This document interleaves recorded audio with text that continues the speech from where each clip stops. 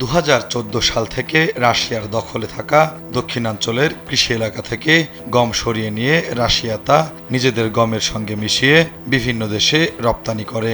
এসব দেশের মধ্যে বাংলাদেশও রয়েছে। ইউক্রেনের অভিযোগ, রাশিয়ার অধিকৃত অঞ্চল থেকে চুরি হওয়া গম বাংলাদেশে রপ্তানি হচ্ছে। দেশটি এই বাণিজ্য বন্ধে একাধিক সতর্কতা জারি করেছে। তবে বাংলাদেশ প্রতিক্রিয়া না জানানোয় ইউরোপীয় ইউনিয়নের কাছে ইউক্রেন নিষেধাজ্ঞার আবেদন করতে যাচ্ছে।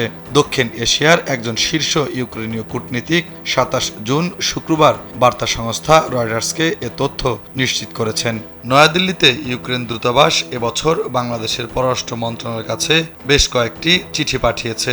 ভারতে ইউক্রেনের রাষ্ট্রদূত অলেকজান্ডার পলিশচুক বলেন, ঢাকা এই যোগাযোগের কোনো জবাব দেয়নি। তিনি জানান, ইউক্রেনের গোয়েন্দা তথ্যে দেখা গেছে রাশিয়ার প্রতিষ্ঠানগুলো দখলকৃত ইউক্রেনীয় অঞ্চল থেকে সংগ্রহ করা গম রুশ গমের সঙ্গে মিশিয়ে রপ্তানি করেছে। তাই কিয়েভ এখন এই বিষয়টি আর উচ্চ পর্যায়ে নিয়ে যাবে।